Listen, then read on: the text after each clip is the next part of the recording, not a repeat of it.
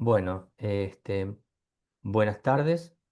Como les conté el lunes pasado, me llamo Eduardo Malet, soy ingeniero químico, hace más de 30 años que estoy trabajando en la industria química y del oil and gas, en, prácticamente en todo el desarrollo de mi carrera y especialmente en los últimos años estuve dedicado a la gerencia de proyectos, a la gerencia de inversiones del lugar donde trabajé, de tal modo de que podemos llegar a compartir con alguna experiencia propia y la de todos, eh, esta charla que es sobre introducción a la gestión de proyectos. Vamos a continuar en el día de hoy lo que venimos hablando desde el lunes pasado para tener una continuidad en aquella flecha que habíamos visto el lunes de cuál es el camino que uno lleva adelante cuando desarrolla un proyecto, entendiendo de vuelta como proyecto una actividad, una necesidad que tiene un comienzo y que tiene un final. No es una operación continua, es algo que un equipo de gente toma a su cargo como para lograr un resultado. Y cuando uno llega a ese resultado, el proyecto llega a su fin y bueno, y tendremos que tener otro destino. Repasando un poco las ideas fuerza del lunes pasado, habíamos visto la importancia primero de la selección de los proyectos. Hay una serie de criterios fundamentalmente económicos que son los que generan una cartera de proyectos, evalúan cada proyecto y después me permite seleccionar y darle prioridad a cada uno de esos proyectos. Luego esos proyectos se tienen que presentar para aprobación. Hay una serie de pautas para ser aprobados. Habíamos dicho que hay un camino que se llama, en algunas industrias lo llaman gates o puertas. Entonces uno va logrando la aprobación a medida que va desarrollando el proyecto hasta obtener la aprobación final, este, el destino de los fondos y ahí uno empieza a trabajar más en firme. Y luego habíamos visto que en ese camino inicial había una etapa, ese camino había una etapa que era la parte inicial de un proyecto, donde uno tiene que definir fundamentalmente los criterios del alcance del proyecto. Uno tiene que ser muy, muy claro en qué cosas va a abarcar un proyecto y qué cosas no va a abarcar un proyecto. Eso tiene que quedar por escrito de tal manera de que el project manager, o sea, ustedes como gerentes de proyecto, son los que van a tener como documentación de respaldo por si alguna vez alguien quiere alterar el destino del proyecto o el alcance del proyecto. Se puede hacer, lo vamos a ver hoy, pero de todos modos uno tiene que tener, digamos, el- ese puntapié inicial donde el sponsor o la organización que a ustedes les han asignado la responsabilidad de generar un proyecto, les defina también cuáles son los marcos de referencia y cuál es el alcance real que tienen que desarrollar ustedes. Y una vez definido eso, habíamos empezado a ver que para tener un, digamos, un final feliz dentro de un proyecto, existen una serie de planes que uno tiene que tener bien en cuenta, que se tienen que hacer junto con el equipo de proyecto, que se tienen que hacer junto con los stakeholders o interesados del proyecto, de tal manera de que no se nos escape nada y que ese proyecto pueda llegar a tener cierto grado de éxito al final. Habíamos visto también de que no todos los proyectos son exitosos. Entonces, mientras mejor planificados estén, uno tiene mejor conciencia de que pueden llegar bien.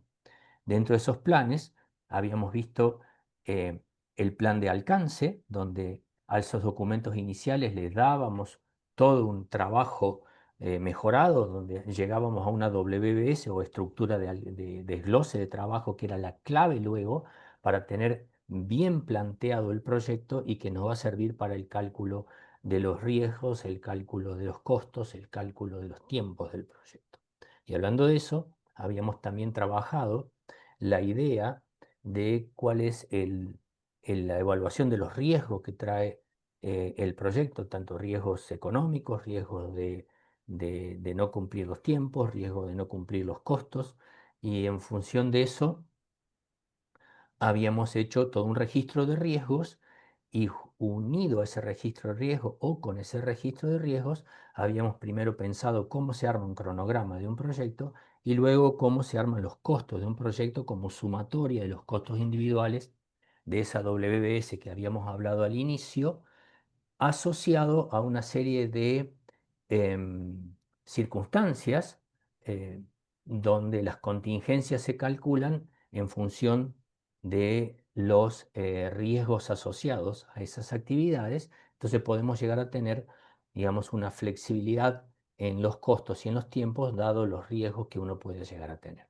Hasta ahí un poco habíamos trabajado el lunes pasado y lo que em, un poco habíamos visto y estamos todavía dentro de la etapa de plan de proyectos, ¿no? Estamos caminando esto, voy a admitir, caminando este camino de tal manera de poder llegar al final de toda esta trayectoria. Habíamos visto entonces de que cuando uno planifica un proyecto tiene que tener en cuenta todo esto que está acá. Cuando uno habíamos también conversado de que cuando uno habla de plan de proyectos en la generalidad de los casos, la mayoría de la gente piensa que es un cronograma. Y en realidad el plan de proyecto es la sumatoria de todo esto que ustedes están viendo, el alcance, el plazo, las contrataciones, el plan de cambios, la calidad, el costo, el plan de riesgos, el plan de gestión de interesados o stakeholders. Todo esto se construye en equipo. El PM no puede trabajar solo en el desarrollo de estos planes porque no solamente no tiene el conocimiento pleno de cada una de estas cosas, sino que se le va a pasar seguro algo que alguien del equipo puede llegar a ayudar. Entonces, esto se hace en conjunto. La gestión de un proyecto es una gestión de equipo. ¿Sí? Por más que uno tenga la responsabilidad y uno asigna responsabilidades individuales a cada uno de los miembros del equipo, pero es el equipo completo el que lo gestiona. Cuando hablamos entonces de planes, vamos a seguir hablando ahora de cuáles son los planes que tenemos que seguir armando en esta etapa de, obviamente, y disculpen la redundancia, de planificación, porque habíamos hablado de alcance, habíamos hablado de riesgo, habíamos hablado de costos y habíamos hablado de tiempos. También tenemos que generar el plan de recursos.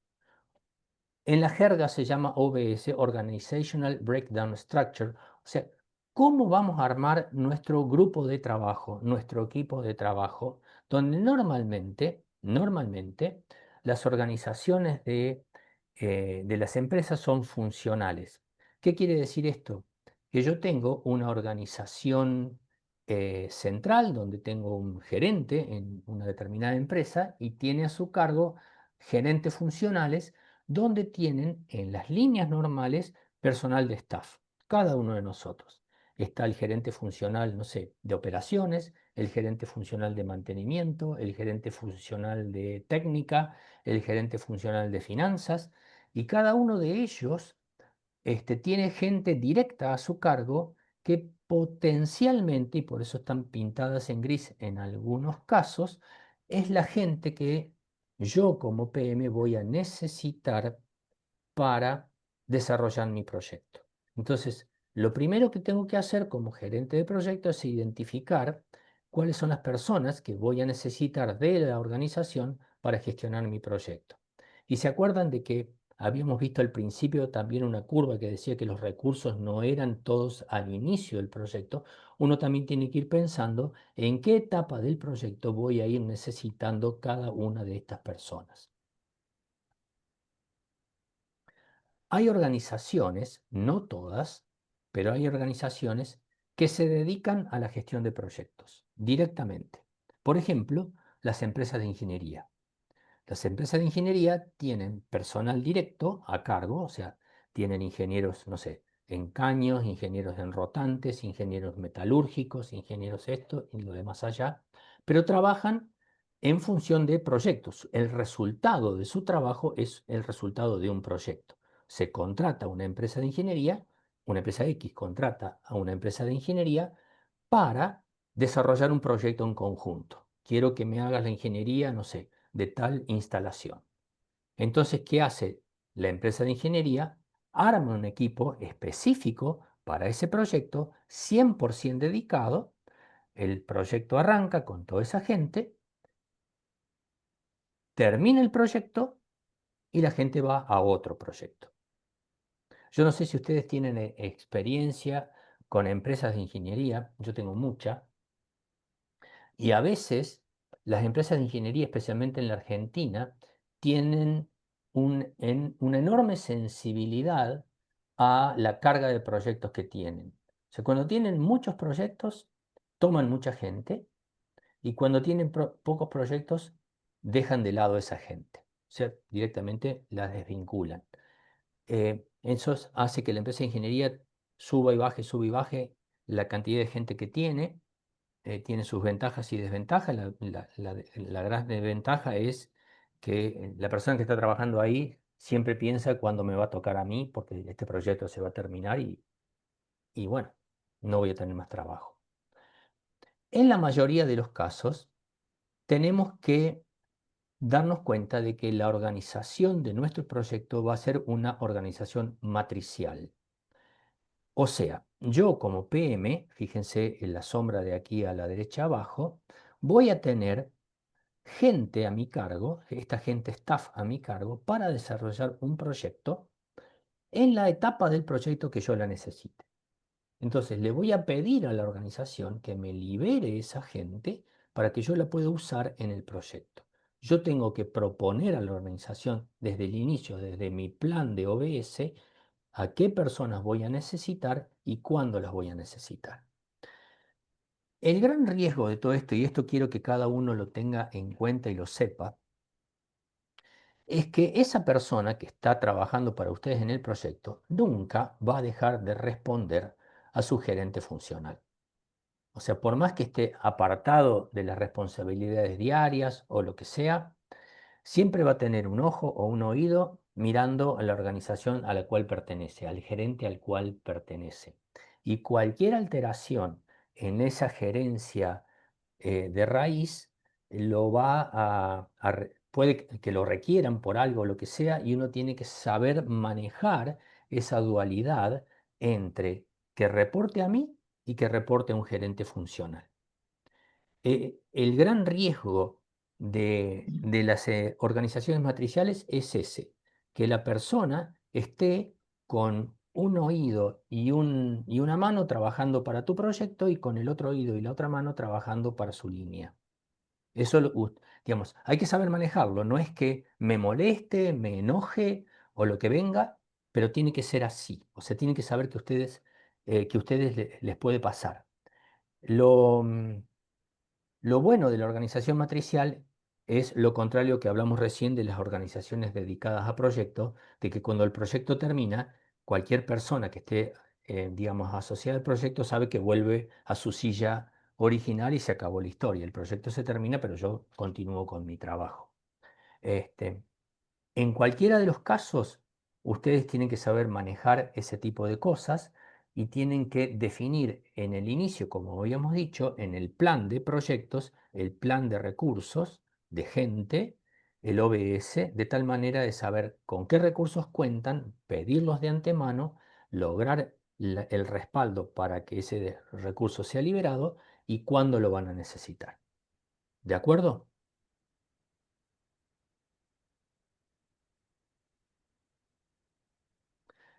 Una de las cosas que a veces ayuda, a veces no, en la mayoría de los casos ayuda a definir las responsabilidades directas de cada persona dentro de un proyecto es la matriz RACI. Yo no sé si alguna vez escucharon hablar de una matriz RACI o de qué se trata, pero es lo siguiente. RACI significa responsable, la R, accountable, la A. Accountable es una palabra muy difícil de traducir al castellano. Accountable en inglés es el responsable directo del resultado de una determinada actividad. O sea, el único responsable que dice yo pongo mi cabeza de porque esta actividad se cumpla en tiempo y forma. Ese es el accountable. Luego la C de consultation, de quién tiene que consultarse, y la I de informado. ¿Para qué sirve una matriz RACI? Para que quede claro en cada una de las actividades quién es el responsable, quién es el accountable, a quién hay que consultar y a quién hay que informar. Entonces, cuando uno arma una matriz RACI, como la que ustedes ven en pantalla, están las actividades del proyecto y yo puedo definir quién es el accountant. Y ahora que la veo, esta matriz tiene un error. Este, lo voy a subsanar para los cursos siguientes. Fíjense en la columna segunda, dice director, hay uno, 2, 3, 4 accountable. Eso no puede ser, acá también. Tiene que haber siempre uno solo. Uno solo es el responsable de la actividad. Ah, no, pero está bien. No, disculpen, porque hay que leerlos en forma horizontal. Les pido 100 disculpas de vuelta. Este, siempre tiene que haber un solo accountable para cada una de las actividades. Responsables, puede haber uno, puede haber varios, porque la actividad puede tener varias subactividades, cada una puede tener una responsabilidad. Tengo que saber a quién tengo que consultar sobre esta actividad, a quién tengo que informar sobre esta actividad sin necesidad de tener una respuesta por parte de esa persona. Pero esta matriz RACI es la que define las responsabilidades para cada una de las actividades por parte de la gente.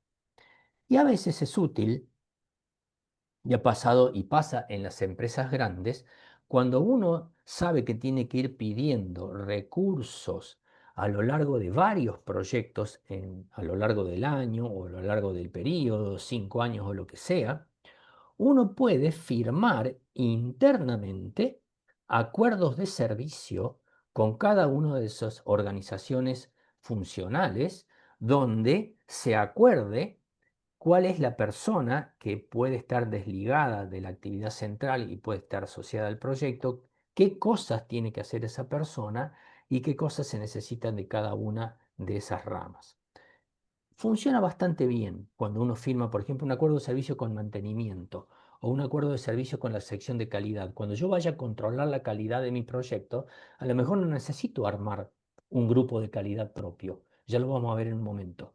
Pero firmo un acuerdo de servicios con el sector de calidad de mi propia empresa, donde me va a dar el tipo que saca la radiografía, el tipo que me hace los análisis no destructivos, el tipo que me...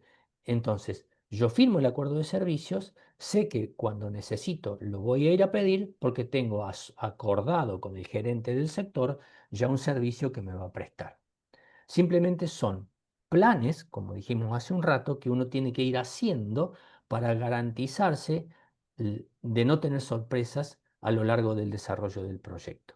Mientras mejor comunico, mejor planifico, mejor, digamos, resultado voy a tener. ¿Se entiende? Sí, sí. Seguimos. Calidad. El otro gran plan que tenemos que ir haciendo es el plan de calidad. Hay empresas que certifican ISO 9001 sobre la gestión de calidad, entonces ya tienen determinados protocolos armados o lo que sea.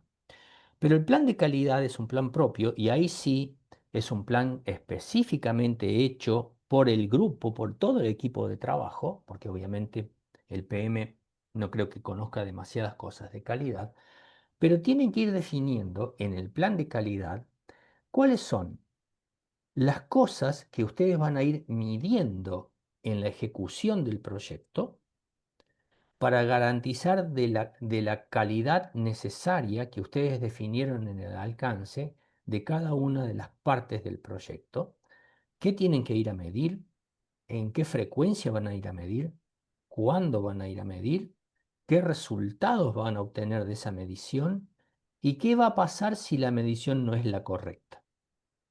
Por ejemplo, si yo voy a montar una cañería de 100 metros, vamos a hacer un ejemplo muy simple. Esa cañería va a tener N soldaduras en sus codos, en sus bridas, en sus expurgues, en el inicio, en el final. Ok, yo voy a definir un plan de calidad muy simple para esa cañería, donde voy a decir, bueno, voy a radiografiar la cañería en el 100% de las costuras, voy a radiografiar el 50% de las costuras, voy a radiografiar las costuras críticas, etcétera, etcétera. ¿Quién lo va a hacer? El radiólogo fulano de tal que está asociado a tal lado. ¿Dónde voy a guardar las placas de esas radiografías? ¿Y qué voy a hacer si encuentro una radiografía que está mal hecha? Perdón, una soldadura que está mal hecha. ¿No? La voy a aceptar, le voy a hacer una prueba hidráulica o directamente voy a cortar el pedazo de caño, voy a biselar de vuelta y voy a volver a soldar. En función de la criticidad de mi trabajo, en función de una serie de pautas que tiene cada una de las empresas, yo puedo definir cuál es mi plan de calidad. Y así con todo el resto de las actividades.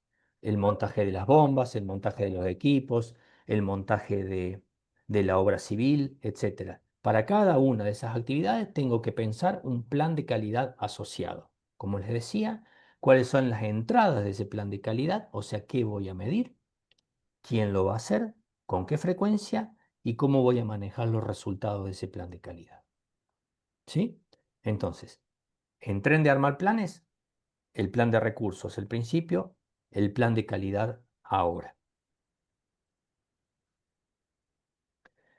Como les decía recién, las fases del plan de calidad para cada una de las actividades es la identificación de las entradas, o sea, ¿qué voy a medir? ¿Cuáles son los requisitos del producto? O sea, si yo mido algo, y bueno, ¿cómo sé cuando, vuelvo al ejemplo de la radiografía, ¿no? Mido una soldadura. Bueno, el radiólogo me va a tener que saber decir con algún criterio y tengo que definirlo qué requisitos tiene ese producto, esa soldadura, para probarla o no, ¿no? Cómo debe cumplir, cómo voy a comprar y después qué voy a hacer si eso anda o no anda.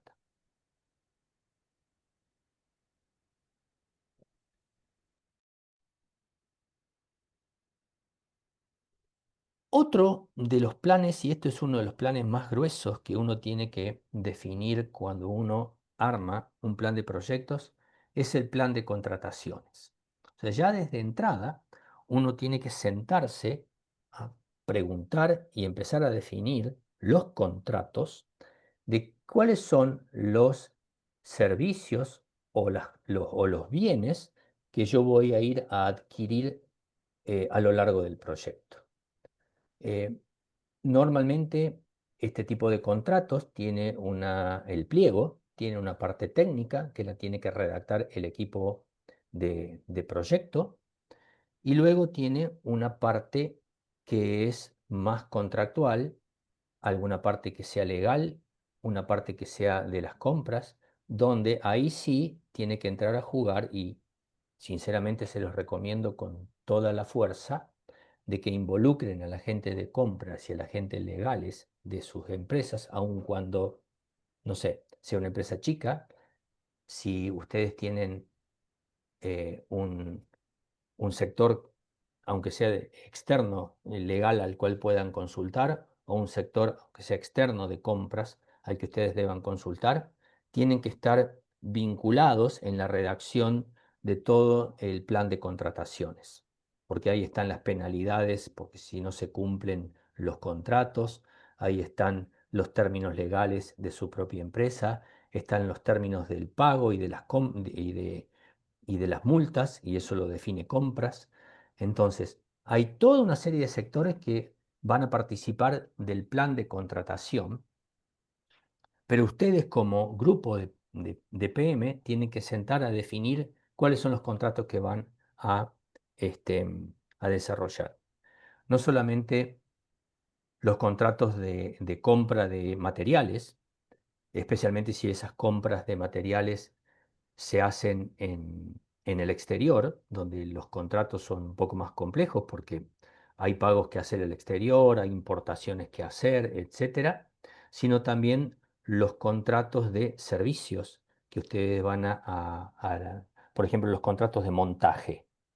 Entonces, ustedes tienen que saber perfectamente bien cuáles son las empresas a las que van a invitar a licitar, tienen que hacer la evaluación previa de la calidad de esas empresas, si van a poder entregar el trabajo que se les pide. O sea, y eso es una tarea del grupo.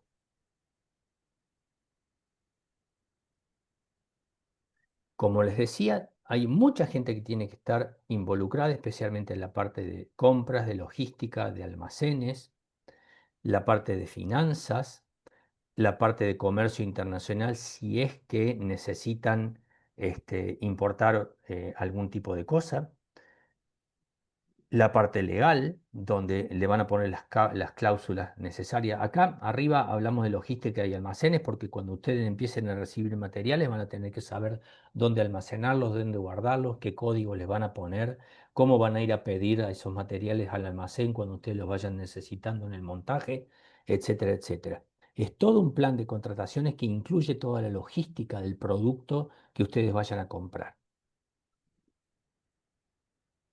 Y acá viene una parte que realmente es muy importante, me gustaría detenerme un segundo. A lo mejor ustedes han sufrido esto ya en sus propios trabajos. Cuando uno elige, cuando uno decide contratar una empresa tercera o tercerizar un trabajo, uno puede tener determinadas formas de pedir y de contratar ese trabajo. Eh, Un ejemplo muy sonso, yo soy, digamos, el dueño de un terreno y quiero una casa. Quiero construir una casa. Yo puedo ir al arquitecto y preguntarle si puede construir mi casa. Y hay dos formas de generar un contrato de trabajo en ese tipo de casos, mucho más en instalaciones industriales. O lo hago, y son extremos, o lo hago llave en mano o lo hago por unit rate. ¿Qué significa cada una de esas dos cosas? Llave en mano es un trabajo en el cual la responsabilidad completa del diseño y la ejecución del trabajo está a cargo del contratista. Es como si yo llamara al arquitecto de mi casa y le dijera, mira, yo quiero mi casa, acá están los planos, yo me voy de vacaciones y en 5 meses vuelvo y quiero mi casa construida, con determinadas características que habíamos definido. Eso es llave en mano. El otro extremo es unit rate. O sea, yo le voy pagando al tercero contratista por cada cosita que haga en el desarrollo de mi proyecto, en el montaje de mi proyecto. Es como si el arquitecto yo le pagara por cada pared que levante, por cada ventana que coloque, por cada sanitario que coloque, por un techo de cada habitación, etcétera, etcétera. ¿Cuáles son las ventajas y las desventajas de cada uno de estos dos? Y obviamente puede haber algo en el medio donde yo pueda tener un unit rate con una parte del contrato llave en mano o al revés. Pero el llave en mano tiene la gran ventaja de que el riesgo y, digamos, la responsabilidad cae en el tercero al que yo contrato. Si algo sale mal, lo tiene que resolver y lo tiene que solucionar el contratista de llave en mano.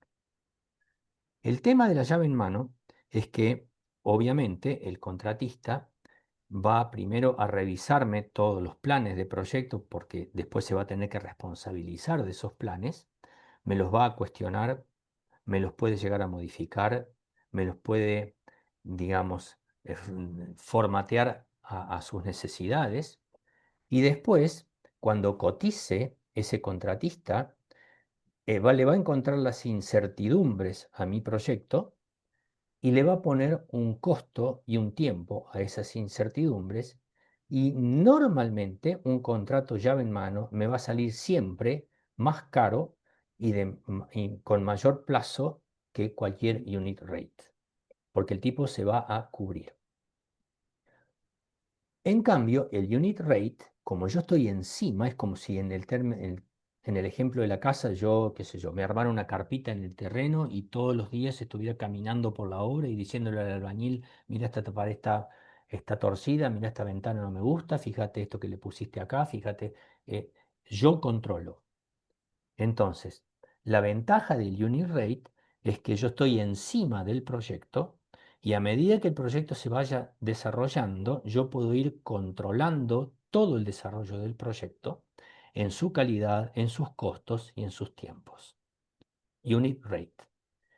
La desventaja del unit rate es que yo tengo que tener un batallón de gente, tengo que tener un equipo de proyecto muy grande y muy dedicado al proyecto que esté permanentemente sobre la obra, de tal manera de que no se pase nada, porque soy yo el que después tiene que ir certificando, casi diría día a día o semana a semana, el avance de la obra, y le tengo que firmar en el libro de obra al contratista la aceptación de la calidad del avance de ese pedacito del proyecto.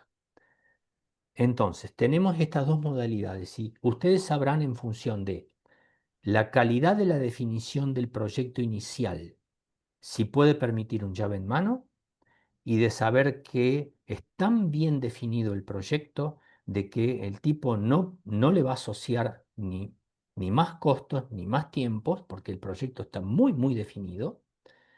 O si yo tengo una indefinición un poco mayor, pero tengo un grupo de gente, no solamente en números, sino en calidad de gente, que sea capaz del control casi diario o semanal del unit rate. O sea, eso es lo que yo un poco quería comentarles ahora, ¿no? De que eh, en términos de contrataciones, especialmente en términos de contrataciones de montaje, estos son los extremos. Ustedes sépanlo, ténganlo en cuenta. Eh, Hay, como les decía, matices en el medio, pero aunque sea, y como habíamos dicho al principio del módulo, que estas horas sirvan para agregar lenguaje y definiciones básicas a lo que cada uno empiece a conocer en materia de gestión de proyectos. Unit Rate, llave en mano en materias de contratación. ¿Se entiende? Ok. Entonces, estamos hablando de la planificación de un proyecto. Chicos, probablemente terminemos un poquito antes hoy. No sé si después lo dejamos abierto a consultas y esas cosas, pero si vamos bien y ustedes necesitan, simplemente cortemos, hablemos, lo que sea, no hay drama. En materia de planes, habíamos dicho de que es todo un círculo donde yo, al final de cuentas, termino de armar todas esas carpetas, todos esos planes que necesito para avanzar en el proyecto. Defino el alcance, defino la WBA, doy las lógicas de ejecución. Con esas lógicas de ejecución, o sea, la red en el cronograma, defino el cronograma, defino el costo, defino mi plan de calidad, defino mi plan de recursos, defino mi plan de contrataciones. Todo eso que ustedes tienen parece una pérdida de tiempo, que ustedes le dedicaron demasiado tiempo, sus gerentes le van a preguntar qué están haciendo, porque están tanto tiempo sentados y no pasa nada. Esto es el reaseguro que ustedes tienen para em, lograr eh, un proyecto más saludable. Al final de la historia podemos llegar a convertir, cuando hablemos de ejecución, podemos hablar un poco de algo de agilidad en estos proyectos, pero quiero que sepan un poco que esta es la estructura base y central para proyectos del oil and gas cuando se desarrollan desde el vamos. Ok, tenemos los planes y ahora manos a la obra. O sea, tenemos los planes, tenemos la gente, tenemos los recursos, nos dieron el dinero, manos a la obra. Tenemos que empezar a ejecutar el proyecto. Tenemos que empezar a materializarlo. Tenemos que empezar a poner algo en campo. O sea, estamos en esta parte del proyecto, en la parte de materialización y control. O sea, ¿se acuerdan que habíamos visto allá al principio de que habíamos empezado con una cartera de proyectos? Habíamos definido qué análisis tenemos que tener para potenciar, para seleccionar esta cartera. Validamos cada proyecto y a cada proyecto después le dimos todo una etapa de inicio y de planificación y ahora estamos acá. Ya adelante del tiempo cero, o sea, lanzamos la ejecución. Estamos en la ejecución y en el control. Esta rayita en puntos blancos que ustedes ven acá ejemplifica más o menos el el volumen de dinero que yo voy a ir gastando a lo largo del proyecto. Hasta el tiempo cero, cuando yo empiezo la ejecución, he gastado algo de dinero porque obviamente tuve que pagar algo en la planificación, pero a partir de acá ya empiezan mis gastos grandes hasta el final del proyecto.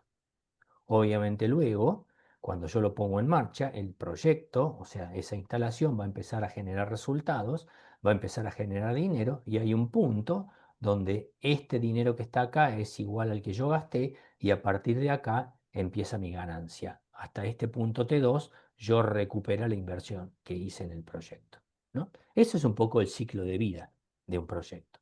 Estamos acá, en la parte de ejecución y control, las dos cosas juntas.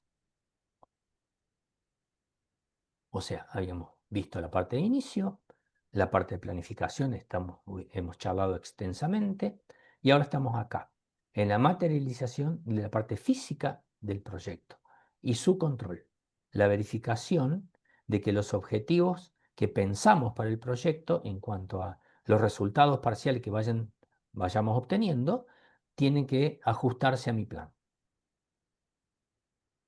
Si esos resultados no son los que yo espero, yo tengo que volver a mi planificación y ver si planifiqué mal o tengo que replanificar y la ejecución me da los inputs para el control. Luego veremos más adelante el proceso de cierre y ahí vamos. Acá hay un punto clave. El equipo de proyecto, ustedes como PM y su equipo, tienen como función primordial gestionar el proyecto. ¿Qué significa? Parece una pavada. Gestionar el proyecto. Garantizar de que los planes se cumplan.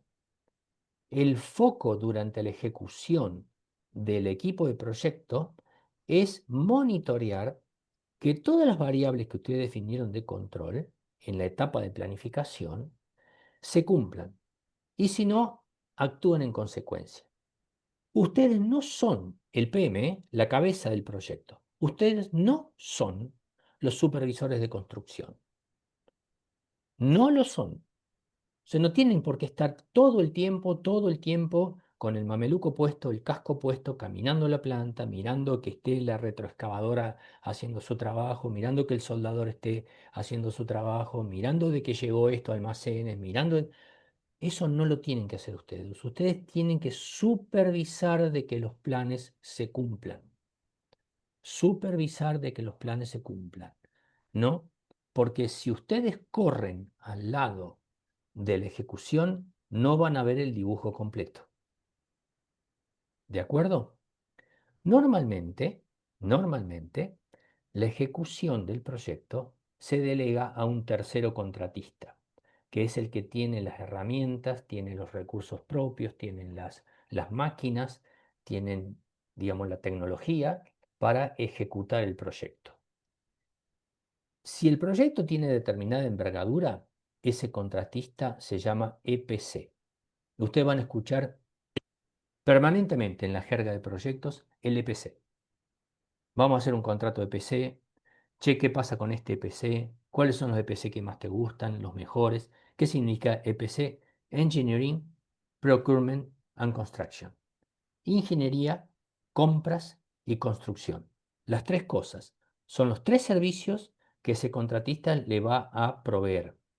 Ingeniería de detalle, por cada una de las cositas que vaya montando. Él le va a hacer la ingeniería de los soportes de las cañerías, él le va a hacer la ingeniería del tendido de los cables, de los instrumentos, él va a hacer la ingeniería del tendido de las luces, él va a hacer la ingeniería de la base de la bomba. La ingeniería de detalle prácticamente la hace el EPC. Y también, si el EPC tiene la estructura, le pueden dar la responsabilidad de las compras de las cosas en función de la calidad que ustedes necesitan, etcétera, etcétera. Pero el procurement, las compras, la hace el EPC. Y obviamente la construcción. Y aquí vuelve el tema, y volvemos al tema del tipo de contratación. Vos podés contratar un EPC llave en mano o lo podés contratar por unit rate. Se mezclan los conceptos. Si uno tiene una empresa, qué sé yo, como Techint, que tiene la total experiencia para montar una planta. Ustedes definieron perfectamente el, el alcance. Ustedes pueden lograr con empresas de ese tipo un llave en mano. O lo pueden poner con un llave en mano con determinadas pautas de control en el medio para que ustedes no se encuentren con la sorpresa al final del proyecto. Pero dependiendo de la calidad del contratista, ustedes se pueden ir para el lado del llave en mano. Ahora, si ustedes tienen un presupuesto acotado y que hay empresas que no, por ejemplo, vos, Daniel, que la tenés allá en Pico Truncado, en el sur, no tenés a lo mejor una empresa global que te haga todo un EPC, tenés una empresita que te haga la obra civil, tenés una segunda empresa que te haga el montaje de los caños, una tercera empresa que te haga los instrumentos o Sí, lo que nosotros sea, pequeños.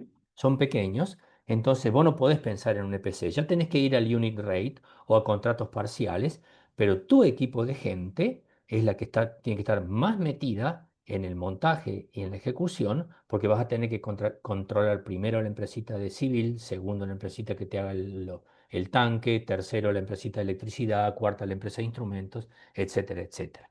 O sea, es muy difícil en determinados lugares de la Argentina, y lo reconozco, que tener un EPC ahí a mano, ¿no? Porque también significa movilizar gente. El EPC tiene que movilizar su gente, ponerla en trailers, que vivan ahí, es llevar sus máquinas, llevar sus herramientas o lo que venga, ¿no? Pero sepan de que en la mayoría, o por lo menos del lado de la de refinación, donde la refinería está normalmente ubicada en un área un poco más industrial, o está en La Plata, o está en Mendoza, o está acá en Campana, o está en Dock Sud. Entonces, es, es más fácil encontrar un EPC, porque están todos medio en la zona, ¿no? Y el EPC, si no tiene contratos con vos, tiene con el que tiene al lado, entonces ya montó la oficina en la ciudad, tiene gente ahí. eh, Ustedes tienen, como PM, tienen que tener perfectamente en claro cuáles son las posibilidades que ustedes tengan y pensar cuáles son los contratos EPC totales o parciales, si van a ser por unit rate o si van a ser llave en mano. Pero volviendo al principio, los contratos lo arma el grupo de proyecto, pero ustedes no son los ejecutores. El PM está por arriba de todo eso y controla de que se cumplan todos los planes de su proyecto. Si no, se te va de las manos. ¿Sí? Te metes en el pozo de la construcción y no ves arriba de la superficie.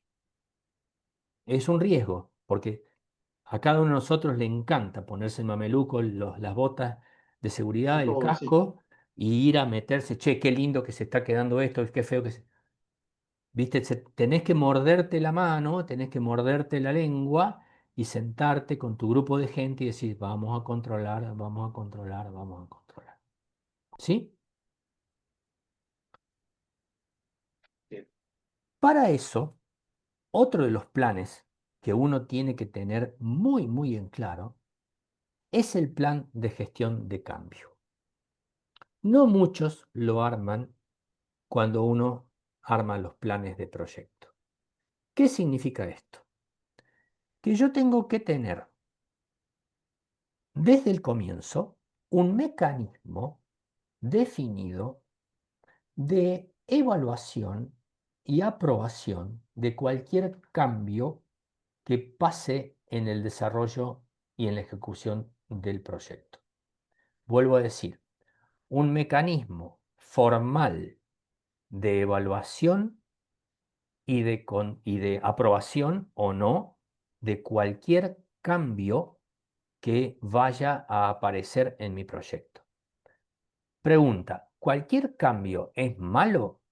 No, porque si yo detecto una oportunidad en el medio de un proyecto de desarrollar algo que, si no lo hago en ese momento, me puede costar más tiempo o más dinero de hacerlo en forma independiente, puedo tener la ventaja de la sinergia y hacerlo ahí. El ya que estamos a veces no es malo. El tema es que el cambio tiene que ser controlado a través de un proceso de sistema de gestión de cambio. ¿Qué significa eso? Supónganse que viene un sector de su organización, de la refinería o donde ustedes estén, evalúan el proyecto, lo están viendo y dicen, mira, tenemos esta oportunidad, esta ventaja, tenemos que hacer esta otra cosa acá al lado donde ustedes están haciendo esto, tenemos los soldadores, tenemos los materiales, tenemos esto, está la planta parada, está la oportunidad, hagamos esto otro en paralelo, en conjunto con tu proyecto, con tus recursos, ¿no? O sea, con los recursos del proyecto. Es un cambio. Y ustedes se sientan y dicen, ok, listo, disparo el mecanismo de gestión de cambio. ¿Qué significa? Escribamos el cambio, justifiquemos el cambio y después veamos cómo ese cambio se altera mis planes iniciales del proyecto. Cómo me altera el costo, cómo me altera el plazo, cómo me altera la calidad, cómo me altera mis recursos, cómo me altera mis contrataciones, etcétera, etcétera. Cómo altera cada uno de esos planes que yo desarrolle. Y si yo puedo demostrar de que esa alteración no es catastrófica, o puede que lo sea, ¿no? Donde, qué sé yo, el cronograma cambia, cambian mis costos, pero la organización está dispuesta a asumir el cambio de, de planes, el cambio en el cronograma, el cambio en el costo, el cambio en la calidad o lo que sea, y yo tengo el aval del sponsor para que ese cambio sí ocurra, entonces acepto el cambio, lo registro y yo ya tengo un nuevo plan de proyecto con el cambio introducido. O sea, mi cronograma inicial ya no es ese, es otro. Mi costo inicial no es ese, es otro. Mi plan de calidad no es ese, es otro. El plan de contrataciones con el EPC que yo tengo no es el que tenía, es otro. Pero está todo el mundo sabiendo. No puedo hacer nada por izquierda, a las noches, los sábados a la tarde. ¿Me entienden? O sea, no puedo hacer algo porque ya estoy, porque soy amigo del jefe de planta, porque ya que estoy acá, total, una soldadura más. No. Los procesos de cambio que alteran mis planes tienen que estar regidos por un sistema de gestión de cambio, porque ahí trabajo mi alcance, mi cronograma, mi costo, mi todo, mi plan completo. Entonces, a mis planes iniciales también tengo que desarrollar mi plan de gestión de cambios, o al menos tener un sistema. A lo mejor hay organizaciones que ya lo tienen. Por ejemplo, en mi refinería, cuando yo trabajaba acá, el plan de cambios, el plan de gestión de cambios era un plan dado desde siempre. O sea, yo no podía, ninguno podía poner una válvula, literalmente, una válvula nueva en la refinería sin evaluar el cambio. Porque ha pasado y esto fuera de los proyectos, una válvula mal puesta en un caño donde no debía, porque se equivocaron o porque no estaba bien marcado donde tenía que ir, generó un accidente, una explosión, porque cerró el flujo de algo donde la válvula tendría que haber ido antes y no después, no se evaluó bien ese cambio y voló por los aires. Experiencias de esa en el mundo hay cientos. Entonces, los planes de gestión de cambio en procesos industriales con riesgo normalmente están muy aceitados. Lo único que tiene que hacer el PM es tomar ese plan que ya está andando muy bien en la refinería o en su instalación y lo pones a disposición del grupo de gestión del proyecto y lo ejecutás a medida que el proyecto avance. Pero pónganse en la cabeza que tienen que tener un plan de gestión de cambio para manejar los cambios del proyecto en la ejecución. ¿De acuerdo? Ok. Les decía hace un rato de que en 5 minutos cortamos un ratito, ¿sí? O quizá ahora, ya les cuento por qué. Este, la principal función del grupo de trabajo, del grupo de gestión de proyectos, es el control, el monitoreo del proyecto. La ejecución lo está haciendo otro. O si ustedes tienen un grupo propio de ejecución que responde al PM, ok, lo está haciendo, pero es un grupo interno dentro de su organización de proyecto. Pero vos, PM, no sos el PM de la ejecución, vos sos el PM del proyecto completo. ¿De acuerdo? ¿Y qué vas a controlar? Primero la seguridad. O sea, vas a tener los planes de seguridad bien aceitados. Y esto es, y permítanme el paréntesis, en cualquier organización la seguridad tiene que ser la prioridad número uno. Pase lo que pase, la seguridad es siempre lo número uno.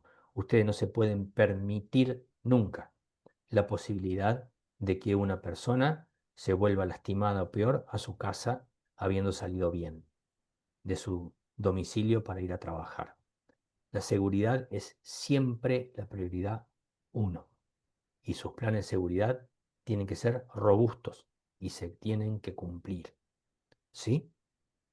Eh, Me acuerdo que cuando yo empecé a trabajar hace muchos años atrás, a veces tenían estadísticas de accidentes, o sea, cada 10.000 horas de trabajo había un accidente menor. Entonces, si ese proyecto tenía 20.000 horas de trabajo, y vamos a tener 2 accidentes menores seguro en este proyecto. Ya ese concepto cambió. No podés planificar que vas a tener 2 accidentes menores desde el día cero cuando te sentaste a pensar el proyecto. No, porque esos 2 accidentes menores son 2 personas reales, concretas, que se van a lastimar. Entonces vos tenés que decir, bueno, mis 20.000 horas de trabajo se van a controlar de tal manera de que yo no voy a tener nada, o al menos voy a hacer el esfuerzo por no hacerlo. Seguridad primero. Luego controlaremos los plazos, el costo, la calidad, las compras, los cambios, los riesgos, lo que hemos visto, ¿no? Em, si ustedes quieren, son casi las 8 ya. Si les parece, porque quiero entrar en un método de control que los necesito un poquito más despiertos, porque me parece que es uno de los puntos neurálgicos de la charla de hoy y quiero que se vayan con ese concepto bien claro. Em, entonces, si no les molesta, hagamos un descanso. ¿Qué les parece de 10 minutos, como hicimos el Sí, sí, lunes? perfecto. Y a las 8:10 en punto arrancamos otra vez, si les parece. Sí, perfecto. Ok, Sí, dale, entonces chicos, vamos por un gracias. café, aprovechamos. Claro, Julián, sí. Café, o bueno, sáquense un Whatever. poco la carga mía y nos vemos a las 8:10.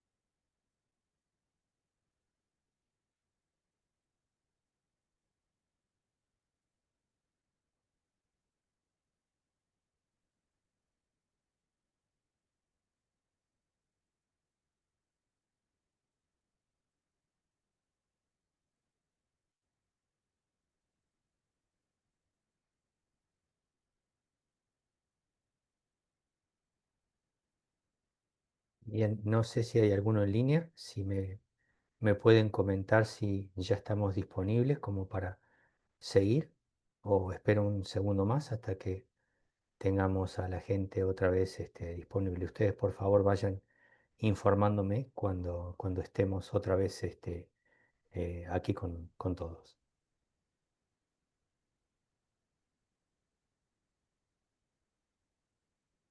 Mm.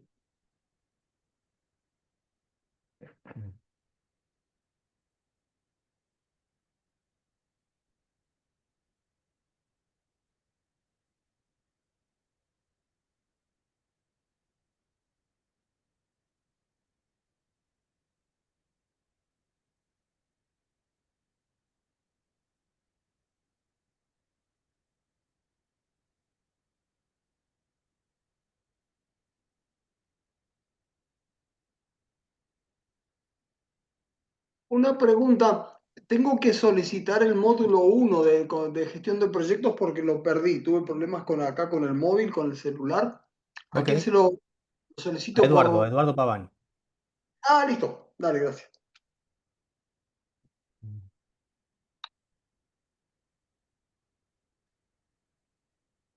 Bueno, yo no sé si el resto está. Este, Agustina 1, Agustina 2, Juan, Sí, sí Franco, está. no sé si están.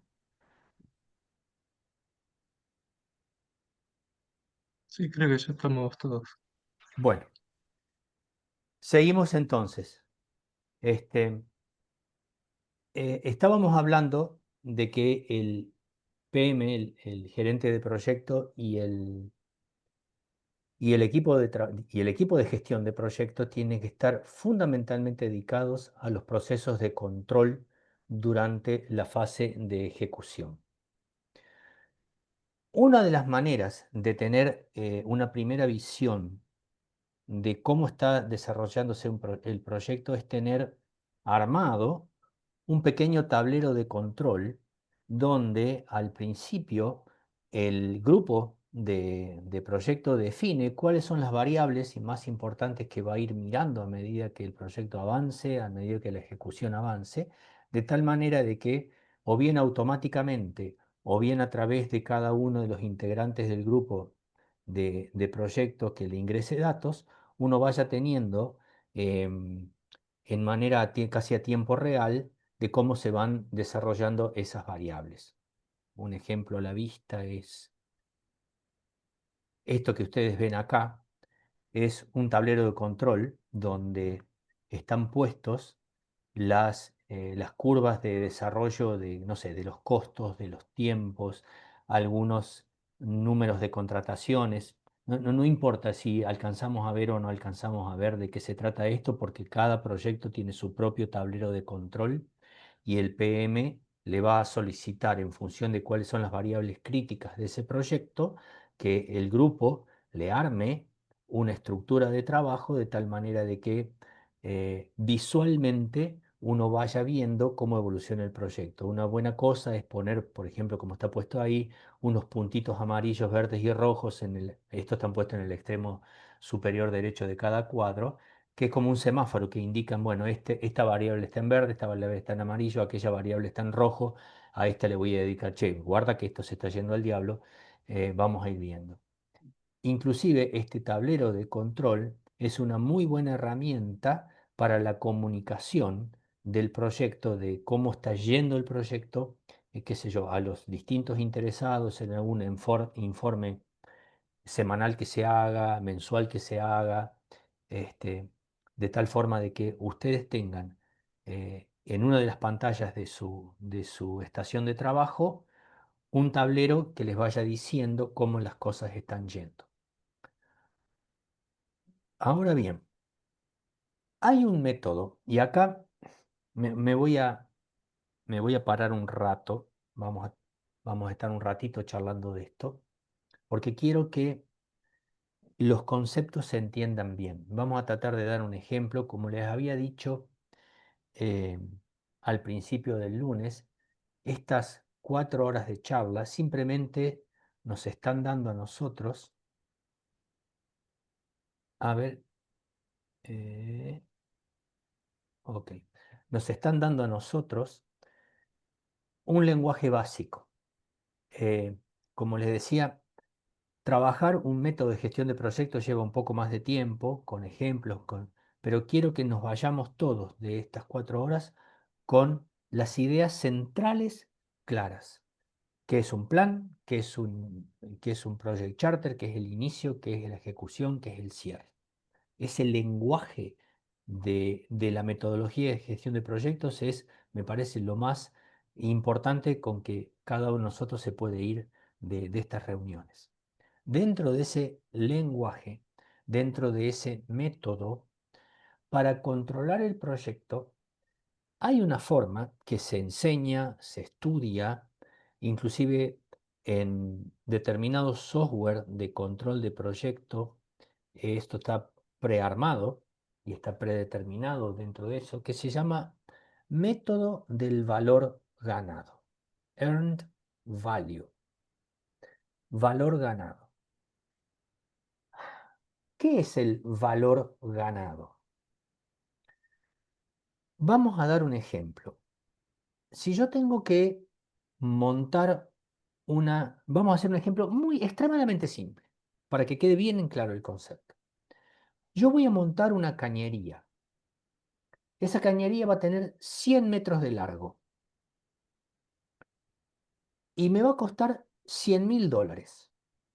$1.000 por metro, que es más o menos lo que se estima cuando uno monta un caño. ¿No?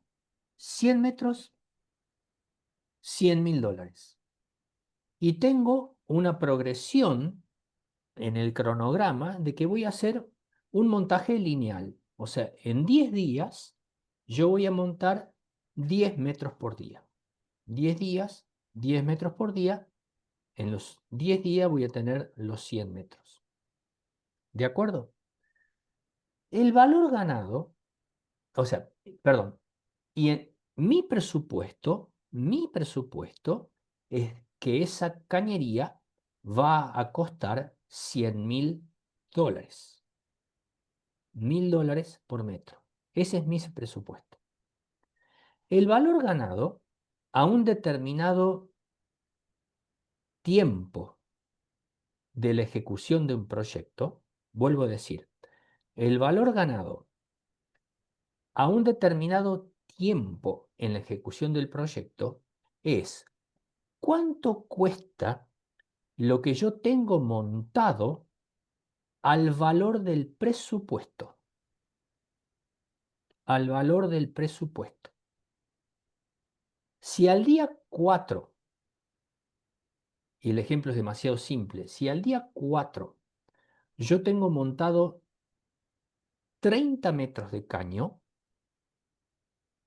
a valor del presupuesto, el valor ganado, o sea, lo que yo gané como valor de lo que tengo montado en la planta, son $30.000. ¿De acuerdo? 30 metros de caño al valor del presupuesto de $1.000 por metro, yo tengo un valor ganado de $30.000. Vuelvo al inicio.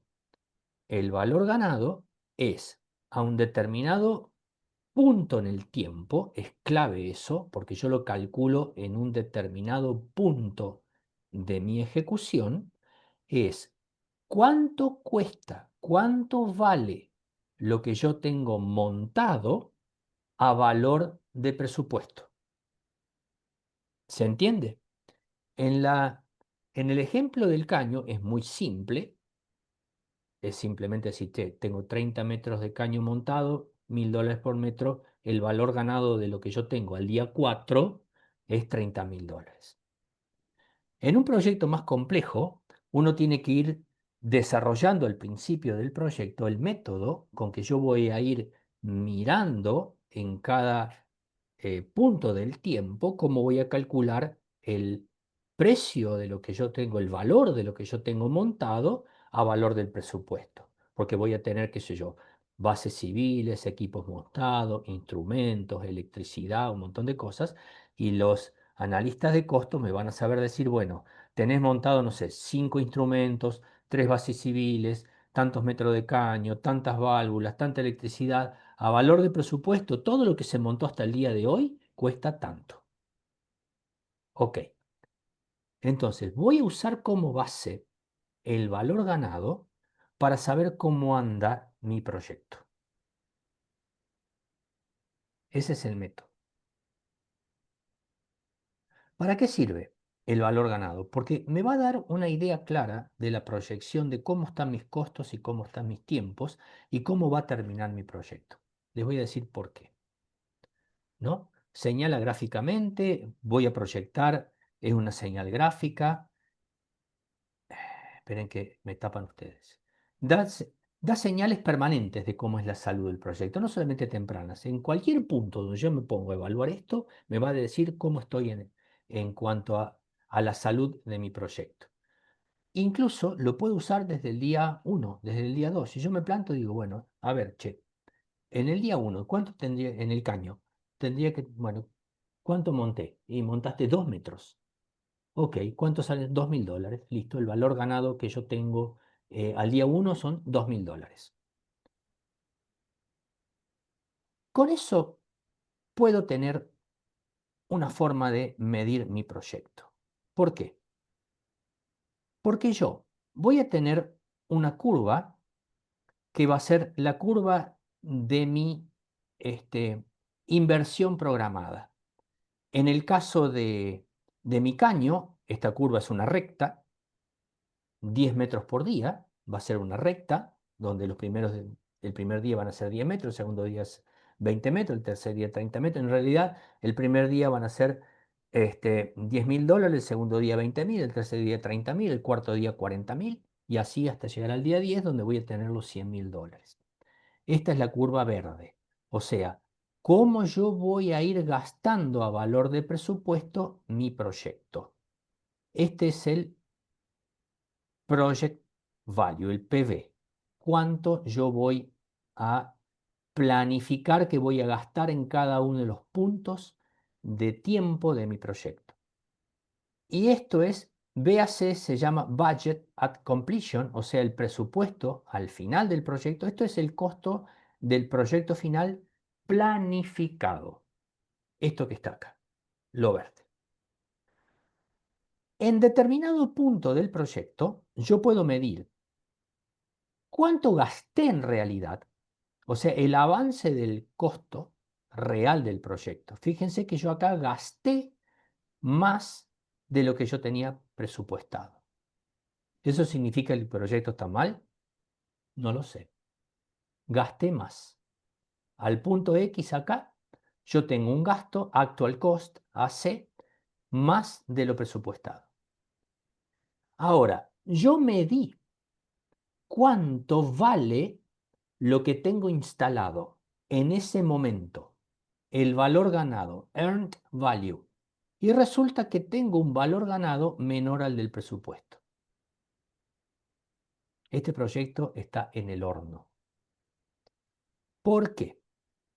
Porque yo no solamente gasté más, y vamos a ver las métricas, de lo que tenía presupuestado, sino que al tiempo en que yo lo medí, lo que tengo instalado tiene un valor de presupuesto menor al que yo debía haber gastado de presupuesto en ese momento. Eso me da una medida del tiempo, no del costo.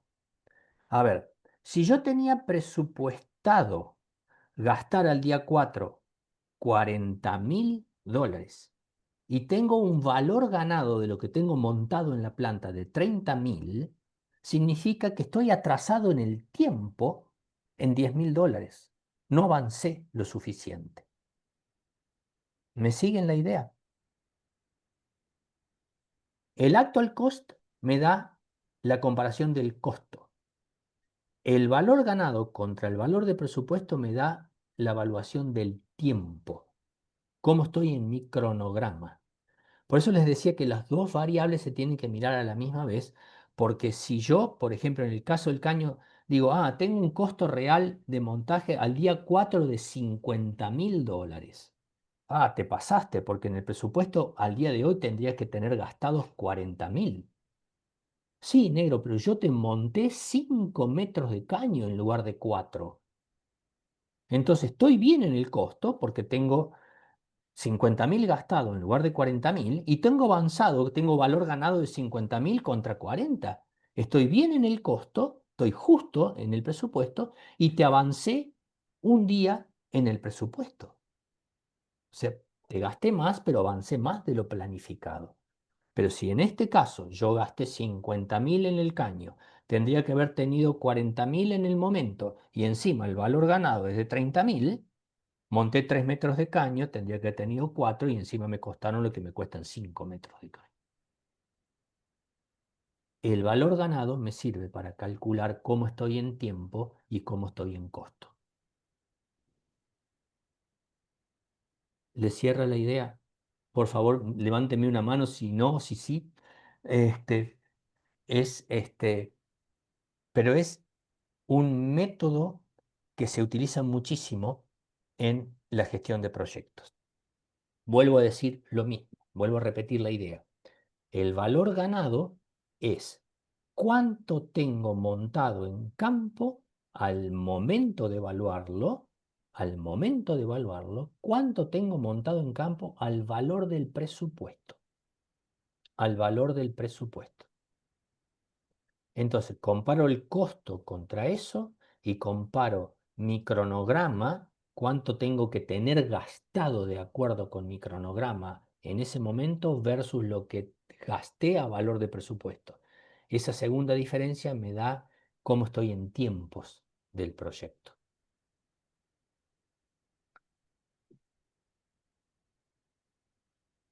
¿Qué quiere decir esto? De que si yo tengo una variancia, hay dos índices, la variancia de costos y la varianza del cronograma. La cost variance, la variancia de costos. Si yo comparo el valor ganado versus el actual cost, si esta resta me da mayor que 0, significa que yo estoy avanzado en mi costo. Estoy bien en mi costo esperado, porque el valor ganado que yo tengo es mayor al costo real. Si esto es igual, mi proyecto está en costo está bien. Y si mi valor ganado, si esto es negativo, significa que yo tengo un valor ganado menor al que tengo como costo, entonces mi proyecto está en problemas. Y lo mismo pasa con el tiempo, variancia en el cronograma, schedule value. Si mi valor ganado es mayor al process value, o sea, al costo del presupuesto en ese punto, vuelvo a decir, si yo medí mi caño y el valor ganado que yo tengo al día 4 es de 5.000, entre comillas, significa que monté 5 metros de caño en lugar de los 4 del presupuesto, en tiempo estoy bien. Si son iguales, el valor ganado contra el PB, el valor de presupuesto, significa que estoy en cronograma, y si eso es negativo, significa de que estoy atrasado en el cronograma. Vuelvo a decir, el valor ganado es a un determinado punto del proyecto, a un determinado tiempo del proyecto, cuánto vale lo que yo monté a valor de presupuesto. Si lo comparo contra el costo real, me da la variancia del costo. Si me lo comparo contra el presupuesto, me da la variancia del tiempo. ¿Me siguieron la idea? Sí, sí, perfecto. Sí, se entendió. Sí, se entendió. ¿Se entendió? Luego, puedo calcular, en lugar de variancias, puedo calcular índices, que realmente me sirven mucho, porque son índices de eficiencia. El índice de performance de costo es el valor ganado sobre el costo real. O sea, cuán eficiente soy en mi costo. Si son iguales, el CPI es 1, Entonces, yo soy eficiente a valor realmente como lo tengo que ser. Si el valor ganado es mayor que el costo real, o sea, mi CPI es mayor que 1, significa que el proyecto está costando menos, es muy bueno. Y si el CPI es menor que 1, o sea, el valor ganado es más chico que el costo real, significa que tengo no solamente un presupuesto, me está yendo mal en el presupuesto, sino tengo el índice de eficiencia de mi performance en costo. O sea, si yo tengo un CPI de 0,8, significa que tengo un 20% por arriba del presupuesto. ¿De acuerdo? Y lo mismo va a pasar con el índice de performance del schedule, o sea, el SPI.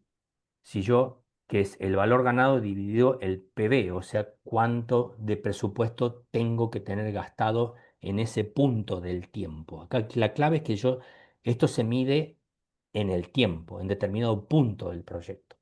Entonces, si mi SPI es igual a 1, mi valor ganado es igual al valor de presupuesto, estoy bárbaro en el cronograma, se está cumpliendo bien. Si el SPI es mayor que 1, o sea, mi valor ganado es mayor que el valor de presupuesto, o sea, en el caso del caño yo tengo, al día 4 tengo ganado puestos 5.000 y yo tendría que haber hecho 4.000, significa que avancé 1.000 más, o sea, 10 metros de caño más, mi cronograma está bárbaro. En cambio, si el SPI es negativo, es menor que 1, 0,8, 0,9, me está dando una pauta del retraso del cronograma que yo tengo. ¿Para qué me sirve el índice este? Me sirve para proyectar este, mis costos y mis tiempos a futuro. O sea, si yo tengo a un determinado tiempo, yo tengo un gasto ya hecho del proyecto y determino de que tengo un sobrecosto. Viene mi sponsor y me va a decir, ok, vos tenés un índice de eficiencia del 0,8. Ok, ¿cuánto me va a costar este proyecto, che?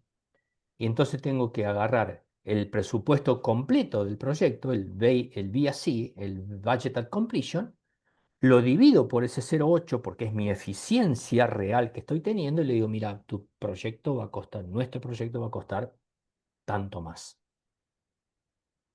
O podés decirle, mira, me cuesta más, pero voy a ajustar las cosas y te va a costar el costo real más lo que resta del presupuesto con un índice de eficiencia igual a 1 porque voy a mejorar, etcétera, etcétera, ¿no? O che, ¿y cuánto más vas a gastar? Entonces restás lo que ya gastaste, agarras lo que te queda por gastar, lo dividís por tu eficiencia y te decís, bueno, che, me falta, voy a gastar, no sé, $30.000 más. O mi cronograma va a tener, no sé, 10 días más o lo que sea. Me mide la eficiencia de mi proyecto, el valor ganado. Son 2 o 3 índices muy simples que en lugar de tener grandes ecuaciones, grandes cosas, el método del valor ganado te da dos índices muy simples que te va diciendo cómo estás en costo y cómo estás en tiempo. Insisto, perdónenme que lo vuelvo a repetir hasta el cansancio, pero quiero que nos vayamos de acá con la idea. El valor ganado es cuánto vale a un determinado tiempo donde yo analizo mi proyecto, cuánto vale a valor de presupuesto lo que yo tengo montado en la planta. Y ahí lo comparo contra el costo real y lo comparo contra el valor de presupuesto. Uno me da el costo y el otro me da el tiempo. ¿Sí? ¿Se entendió? Más o menos. Se Julián, entendió. sí, sí, Agustina, ok. Sí, se entendió. Em, sí, yo me acuerdo, hace unos años atrás hice un curso de Microsoft Project. ¿Vieron ese programa vos pones ahí todas tus actividades, las relacionás y te da los costos, los tiempos y todo ese tipo de cosas? Este, el programa, y ahora muchísimo más, tiene un módulo que se llama Earn Value, valor ganado. O sea, vos le vas poniendo un poco el avance de tu proyecto y en función de los costos que le pusiste inicial y una serie de cosas, te va calculando el valor ganado. Bueno, el proyecto se ejecutó. O sea, nosotros como PM y grupo de proyecto estuvimos encima del proyecto, encima de mi EPC o encima de mi grupo de ejecución, mal o bien con mis índices de eficiencia o de ineficiencia, la ejecución del proyecto terminó. Un buen día viene todo mi grupo y me dice, terminamos de montar, ya está todo listo. Ok, ¿y ahora qué hacemos? Nos saludamos y nos vamos todos a nuestras oficinas a seguir con otra cosa. El proyecto no terminó, terminó la ejecución del proyecto. Pero ahora tenemos que darle a este proyecto un cierre. Y como les conté el otro día, me decía un gran amigo mío que en la mayoría de los casos los proyectos no se cierran, sino que se abandonan. Entonces todo el mundo, como ya está todo listo en campo, está todo el mundo aflojado, está todo el mundo tranquilo porque se terminó la ejecución, me voy a mi oficina, me voy a mi casa, me voy a hacer otra cosa. No le di al proyecto un cierre y tengo que hacerlo. ¿Qué significa dar un cierre a un proyecto? Muchas cosas. Estamos ahora en la última etapa de este proyecto, en el cierre. Estamos acá. Ya estamos cerrando todo.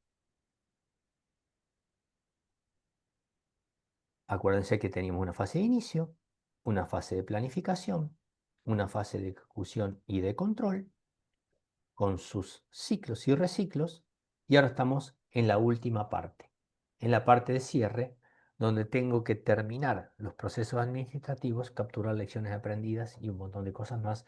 Ahora lo vamos a ver. Acá no está escrito en algún lado, pero incluso creo que hay un curso específico de Refit Training sobre esto, y quiero por lo menos poner sobre, sobre sobre la charla dos conceptos, que son los conceptos de de precomisionado y comisionado. Cuando uno termina una planta, uno tiene que entregarla a operaciones para que él la opere. O sea, decir, bueno, che, mira, ustedes en otros módulos vieron algunos procesos de la refinación, ¿no es cierto? Que es un hidrotratamiento, que es un coker, que es lo que sea, ¿no?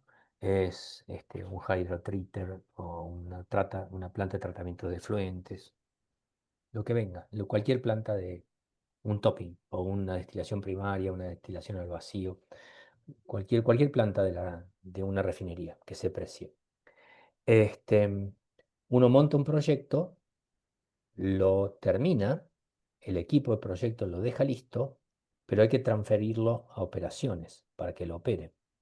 Entonces hay dos etapas de transición que se llaman precomisionado y comisionado, donde en la etapa de precomisionado, cuando uno termina la instalación, uno tiene que hacer todos los controles estáticos de que todo está bien. O sea, todas las pruebas estáticas, tiene que hacer las pruebas de rotación de las bombas, tiene que hacer las pruebas de que los instrumentos abran y cierren, tiene que hacer las pruebas de que todas las luces prendan, de que toda la parte eléctrica que todo funcione en seco. Eso es el precomisionado. Hay todo un curso sobre precomisionado, hay gente que se dedica exclusivamente a eso, al precomisionado y al comisionado. O sea, empiezo a hacer los controles finales de mi planta. Y el comisionado es cuando yo hago todas las pruebas de la planta normalmente se hace con agua. Entonces yo lleno la planta con agua, hago las pruebas hidráulicas, inflo la planta, doy vuelta a las bombas, pongo en marcha los compresores, circulo, me fijo que no haya ningún caño que haya quedado, pasa, que a veces las válvulas, por ejemplo, del taller o del almacén vienen con algunos tapones internos de plástico para que no se le meta aire y no se corroban cuando están guardadas. Y en muchos casos se olvidaron de sacar esos tapones y cuando te das cuenta el líquido no pasa, no pasa, no pasa, te desmonta la válvula y te quedó el tapón adentro. Ese tipo de cosas uno tiene que ir chequeándolas durante las fases de precomisionado y comisionado. Eso es responsabilidad del grupo de proyecto. Pero la fase de puesta en marcha, en la mayoría de las organizaciones, es responsabilidad del grupo operativo, porque la puesta en marcha implica meterle producto real a la planta. Si es una planta de hidrotratamiento, le va a entrar nafta y le va a entrar hidrógeno. Si es una planta de coker, le va a entrar el diésel, le va a entrar el ego, le va a entrar esto, lo otro.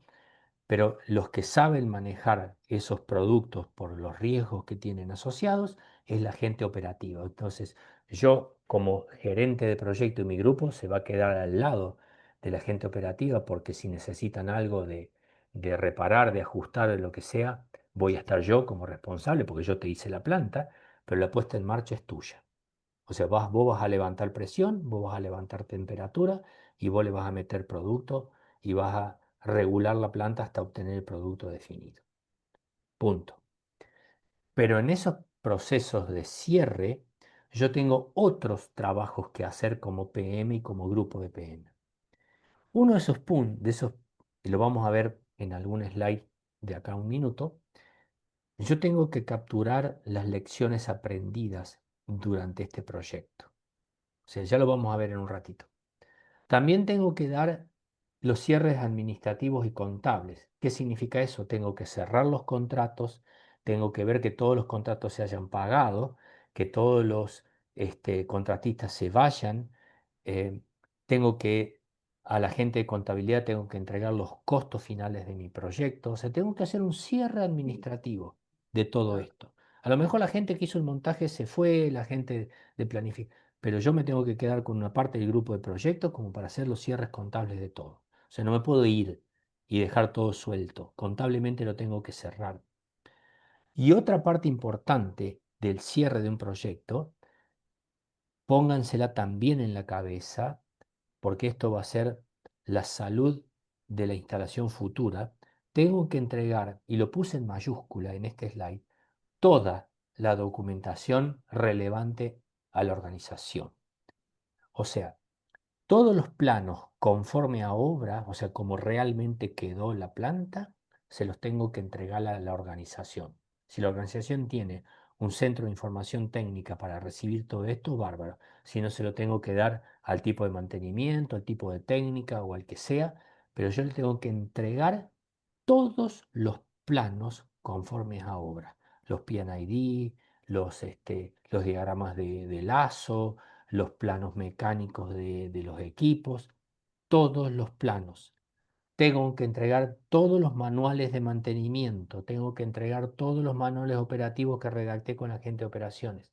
Toda la documentación relevante la tengo que entregar. No me puedo quedar con nada.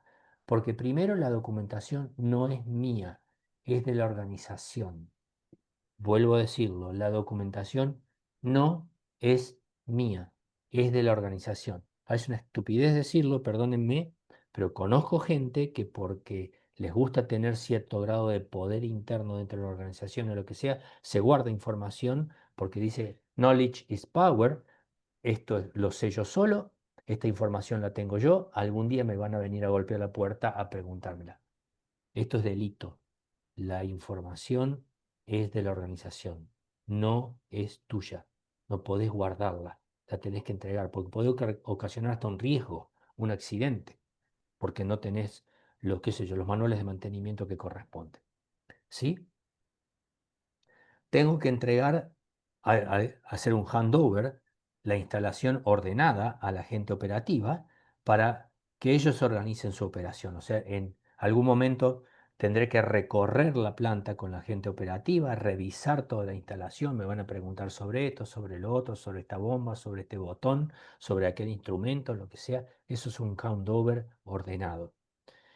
Y luego al final, y lo vamos a ver en el último slide, yo podría llegar a hacer una revalorización de proyecto. O sea, con un par de slides, un par de cálculos, yo puedo decir cómo me fue con mi proyecto, para que le dé el último sello final a mi trabajo. ¿Qué son las lecciones aprendidas? Y acá lo voy a parafrasear al PMBOK, eh, ya que estoy. El PMBOK es un libro que se llama Project Management Body of Knowledge, PMBOK, Cuerpo de Conocimiento. ¿Me esperan un segundo?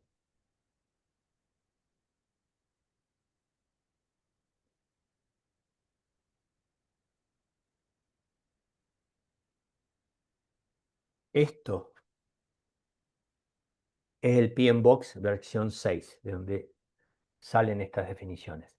Este es el manual de gestión de proyectos que yo me tuve que estudiar para rendir el examen PMP, completito. Ahí está el método de valor ganado y un montón de otras cosas más. Todo lo que vimos en estas últimas 4 horas está en ese libro. Ese libro dice que hay un conocimiento ganado durante un proyecto que muestra cómo los eventos del proyecto, como las cosas que pasaron en el proyecto, cualquier cosa que pasó, fueron solucionados o qué problemas ocasionaron o cómo tendrían que ser solucionados en un futuro. ¿Para qué? Para mejorar la performance de los proyectos que vienen. O sea, yo tengo que, al principio, abrir un registro de lecciones aprendidas. Tengo que definir también un responsable de quién va a capturar esas lecciones aprendidas, quién las va a escribir, ¿no? Las tengo que planificar a lo largo de todo el proyecto, no solamente al final, como dice ahí. ¿Por qué? Porque si yo me siento con el grupo de proyecto, como pasa siempre, esto se hace. Me siento en una mesa alrededor, tenemos un café, un par de facturas acá, unas medialunas y decimos, vamos a hacer las lecciones aprendidas. Terminó el proyecto. Ok, capturemos lecciones aprendidas. Todo el mundo se va a acordar de las últimas macanas o las últimas cosas que pasaron, buenas o malas, de los últimos, no sé, 5 días, una semana, un mes del proyecto. El proyecto tiene un año desde que se planificó hasta hoy. Entonces, algunas cosas valiosas que tendría que haber capturado, no sé, en los 2 primeros meses, me las olvidé y pasan de largo. Entonces tiene que haber un mecanismo de captura de lecciones aprendidas con un responsable a lo largo de la vida del proyecto. Y tengo que asegurarme yo como PM, ahí sí yo, de que todos participen en la captura de lecciones aprendidas, inclusive algunos interesados stakeholders de afuera, por ejemplo, qué sé yo, la gente de compras o la gente de finanzas, que te diga, mira, cuando vos me mandaste este contrato, el contrato estaba mal y tuve que corregirlo, arreglarlo, la próxima vez tenés que ponerle esta cláusula que te olvidaste, listo, lección aprendida. Y tienen que basarse en hechos, no en opiniones de la gente, no en la parte sanguínea de la gente. No, ustedes, cuando hagan el brainstorming de lecciones aprendidas, tienen que saber frenar a la gente cuando empiecen, porque aquel tipo me hizo mal las cosas. No sé quién es el responsable, eso lo veremos después. ¿Qué pasó? Me entregó mal o tarde un plano. Listo, un plano fue entregado tarde. Después veremos qué pasó y qué causas raíces tuvo eso. Pero no es momento de catarsis, es momento de tener la cabeza fría y definir cuáles son las lecciones aprendidas. ¿Para qué? Un buen PM, un buen PM, cuando le asignan un proyecto, el día cero tiene que preocuparse por el alcance y lo primero que pide es el registro de las lecciones aprendidas de la organización. Entonces el día cero vos te sentás y estudiás cuáles fueron las cosas que tenés que aprender de proyectos anteriores. Yo tengo un gran amigo que durante mucho tiempo se retiró hace unos años, pocos años atrás, manejó todas las paradas de planta de la refinería, millones y millones de dólares, con un cronograma ajustadísimo, donde si tenía que durar 45 días, no podía durar 46, ¿no? Y realmente la- lo, lo- yo lo admiro muchísimo, y porque es una persona extremadamente eh, fuerte en lo suyo. Y me acuerdo que cada parada de planta que él se sentaba a planificar se hacía siempre con un año de antelación. Cada parada de planta que se sentaba a planificar, lo primero que pedía era el registro de lecciones aprendidas de las paradas anteriores, aun cuando él mismo lo haya desarrollado y se acordaba de algunos, pero lo pedía. Entonces, aprendía de la parada del año pasado y solucionaba algunas cosas de antemano gracias al registro de lecciones aprendidas. Es uno de los grandes delivers, grandes documentos del cierre de un proyecto. Y luego al final uno podría llegar a hacer una revalorización de lo que es su proyecto. ¿Qué es eso? Esto sí lo haces con un par de personas, simplemente un pequeño documentito de cierre, le sirve a la gerencia, em, sirve para después tenerlas todas juntas y ver cómo fue con un proyecto respecto de otro. Em, es simplemente comparar, a ver si... No, vamos para atrás. Es comparar el plan contra la realidad, una evaluación económica y una evaluación de la gestión y ejecución del proyecto. 3 o 4 líneas, donde comparas la inversión de capital, o sea, cuánto fue el presupuesto inicial, cuánto gastaste, la fecha de startup, no todo el cronograma, la fecha de arranque versus la real, y la tasa de retorno inicial que tenía ese proyecto, si era económico, versus la real después de que anduvo, qué sé yo, a lo mejor estas revalorizaciones se tienen que hacer un año después de que el proyecto se ejecutó para ver cómo anduvo y si el proyecto entregó el valor o no. Yo me acuerdo cuando yo trabajaba cuando la refinería era de ExxonMobil, a mí me hacían hacer revalorizaciones de proyectos, ellos elegían cuáles desde Estados Unidos, me decían revalorizame este proyecto. Que 5 años atrás lo hacían, o sea, tomaban proyectos que habían terminado 5 años atrás para ver cómo habían dado en un periodo de 5 años. A lo mejor no hace falta hacer tanto, pero vos no podés ver cómo en una instalación empieza a entregar valor 10 días después que la pusiste en marcha, tenés que darle un tiempito. Entonces, cuando haces la revalorización, es una comparación directa entre 2 o 3 variables muy gruesas del proyecto de ver cómo estaban planificadas y cuánto realmente te dieron. Y lo mismo en la parte de gestión y ejecución. O sea, cuáles fueron tus metas de seguridad y si se cumplieron o no. Los accidentes. Algunos accidentes son reportables al gobierno. La evaluación del costo y del cronograma y en general el plan de proyecto. Eso hay planillitas que uno puede tener o la organización puede tener como para ver también cómo quedó el proyecto al final. Y esos son los procesos de cierre de un proyecto.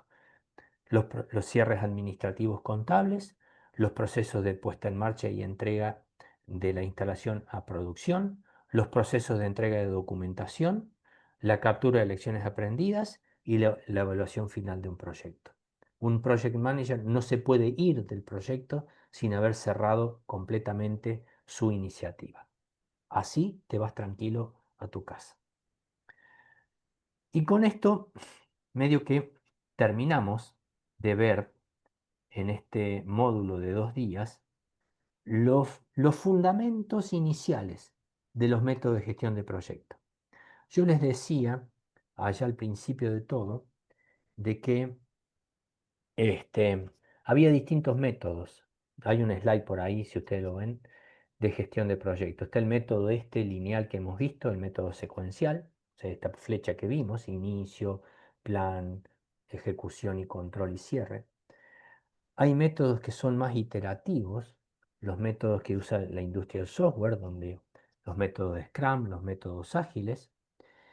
Y digamos, la industria hoy por hoy está tratando de, primero, entender si hay alguna ventaja de alguno de estos métodos que puede aplicarse al otro método. Por ejemplo, yo tenía, lamentablemente, y falleció un amigo, un gran amigo mío, dueño de una de las mejores empresas de ingeniería de la Argentina, que se llama Hightech, Miguel Wegner. Nos conocemos desde que tenemos 26 años con Miguel, grandes amigos, lloré su muerte.